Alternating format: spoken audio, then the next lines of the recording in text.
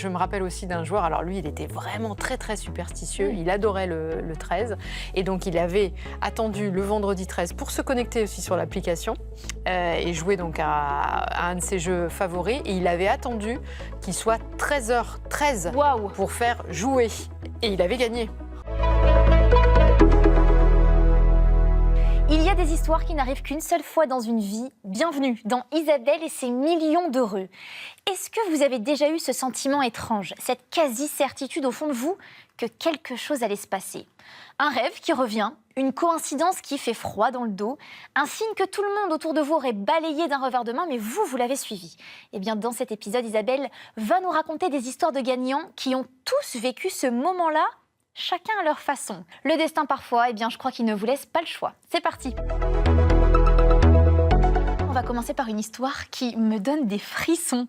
Une femme qui a gagné 5 millions d'euros, mais finalement, elle s'était presque préparée à gagner, puisque quelques mois auparavant, je crois qu'elle avait une petite prédiction. Qu'est-ce que c'est que cette histoire? Oui, c'est exactement ça. Cette histoire aussi, elle est incroyable. Quand j'en ai eu connaissance, je n'arrivais pas à le croire moi-même. C'est une gagnante qui remporte 5 millions d'euros au loto. Et en fait, elle nous raconte, le jour où on lui remet son gain, qu'il y a quelques mois, elle avait eu, donc, elle s'était entretenue avec une voyante qui lui avait dit « Écoutez, j'ai le sentiment qu'une femme va vous annoncer une somme d'argent, une bonne nouvelle. » Est-ce qu'elle pensait à 5 millions d'euros? Alors, je ne pense pas qu'elle pensait à 5 millions d'euros, mais je te raconterai quelque chose de complémentaire. Tu verras aussi qu'elle avait... Bon, quelques semaines après, elle reçoit un courrier des impôts qui lui annonce qu'elle va être remboursée voilà, de quelques centaines d'euros. Bon, elle se dit, cette femme qui devait m'annoncer une somme d'argent, c'est les impôts, c'est ça. Donc forcément. Et en parallèle, ce que je te disais tout à l'heure, en fait, elle avait donc mis sur une pochette de loto, elle avait inscrit la somme de 5 millions d'euros et elle avait glissé cette pochette sous son matelas. Donc c'était une joueuse régulière? Alors, assez occasionnelle quand même, tu vois, pas si régulière que ça, mais elle s'était dit, je vais lancer un appel à l'univers, je vais glisser ça sous mon matelas. La visualisation créatrice, quoi. Voilà, la visualisation créatrice, c'est exactement incroyable. Ça. Et donc, elle joue au loto et elle remporte 5 millions d'euros. Et là, à ce moment-là, donc, elle nous contacte, évidemment. Et elle tombe sur une de mes collaboratrices qui lui annonce je vous félicite, vous avez gagné, je suis ravie pour vous, vous avez gagné 5 millions d'euros. Mon Dieu. Et là, elle se refait tout le film et elle se dit, mais en fait, cette femme qui allait m'annoncer que j'avais gagné une somme d'argent, c'était ça, c'était pas les impôts.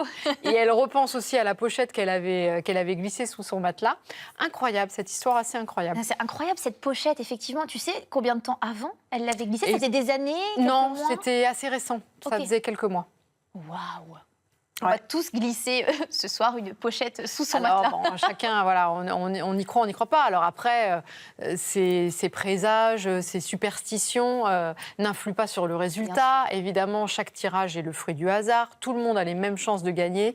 Bien sûr, c'est important que tu le rappelles. Voilà, et le hasard ne se contrôle pas, ne se maîtrise pas. Donc ça, c'est quand même très important de l'avoir en tête. Mais c'est vrai que voilà, certains sont superstitieux, plus que d'autres, certains jours plus que d'autres.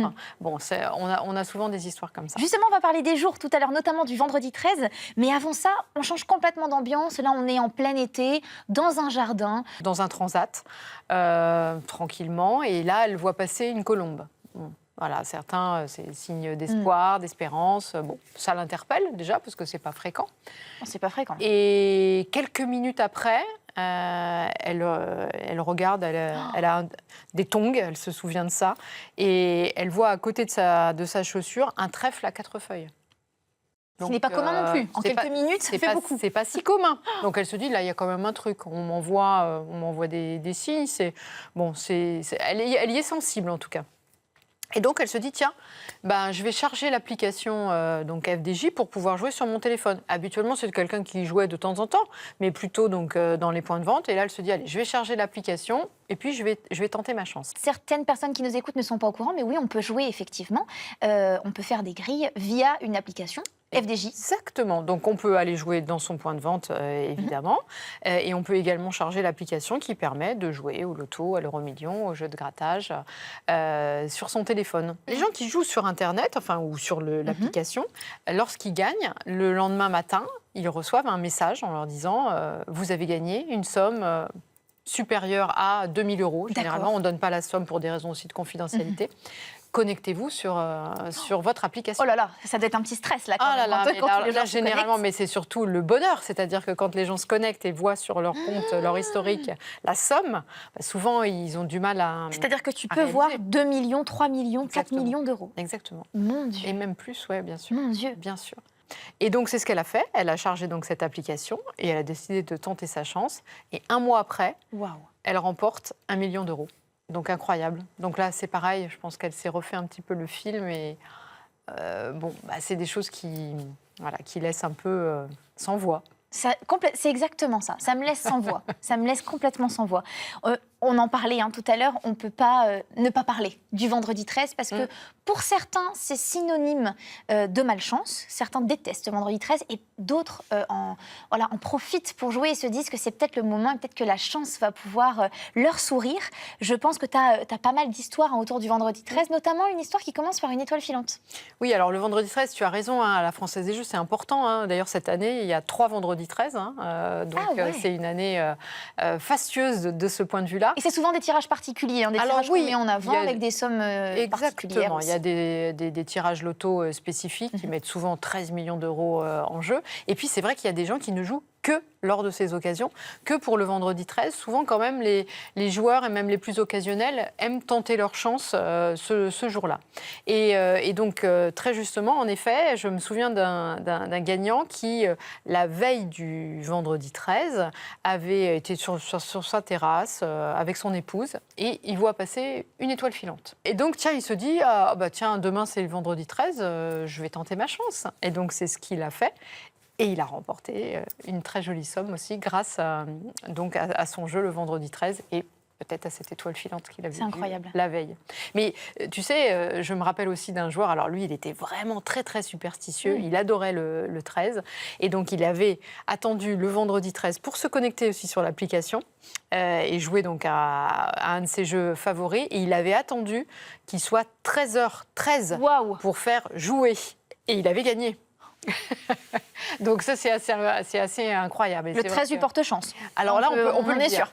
On peut le dire, ou en tout cas, oui, c'est sûr qu'il y a eu beaucoup de chance. J'ai l'impression, et je trouve ça hyper touchant, que tu as beaucoup d'affection pour les gagnants et que tu as beaucoup de contacts aussi avec les gagnants. Est-ce que tu peux nous expliquer comment tu gardes contact, si tu gardes contact effectivement avec les gagnants, comment ça se passe cette relation, comment on instaure aussi une relation de confiance? Alors tu sais, déjà je ne suis pas toute seule à recevoir les gagnants, on est toute une équipe, j'ai toute une équipe formidable d'ailleurs à mes côtés, parce qu'on a quand même beaucoup de gagnants. Combien à l'année, Isabelle? Bien sûr, on en a 200 à peu près chaque année, millionnaires qui gagnent minimum 1 million d'euros. Mais comme on s'occupe aussi des gagnants qui remportent des sommes à partir de 500 000 euros, en fait, on a en contact chaque année à peu près 450 personnes, 450 joueurs qui ont la chance de remporter des lots à partir de 500 000 euros. Et jusqu'à beaucoup plus, puisque notre record de gain jusqu'à présent, c'est 250 millions d'euros. Tu vois, donc c'est vraiment.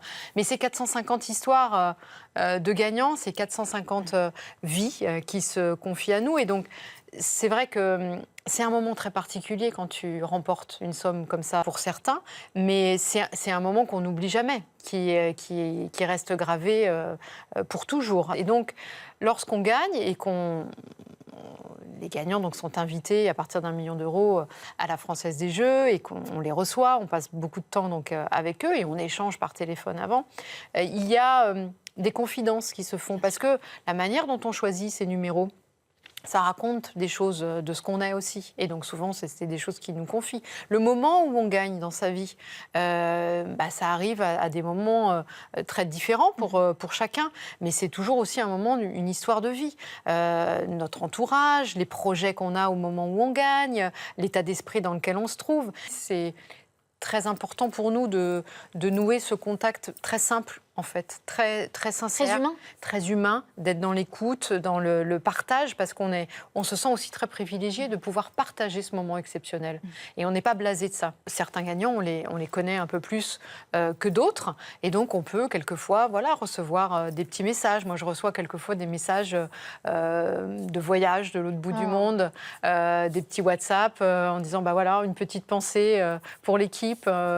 C'est hyper gentil. C'est hyper humain, gentil. encore une fois, on en revient Hyper à ça. gentil, Mais... hyper gentil, hyper humain, et puis beaucoup de gratitude aussi, parce que ces projets qu'ils peuvent construire, souvent, c'est grâce à cette chance incroyable qu'ils ont eue. Tout le monde peut gagner. Nos gagnants sont vraiment très représentatifs de la société française, donc il y a tous les profils, il y a tous les âges, toutes les situations professionnelles. Et au niveau des âges, je rappelle qu'on a le droit de jouer à partir de 18 ans, à partir de la majorité.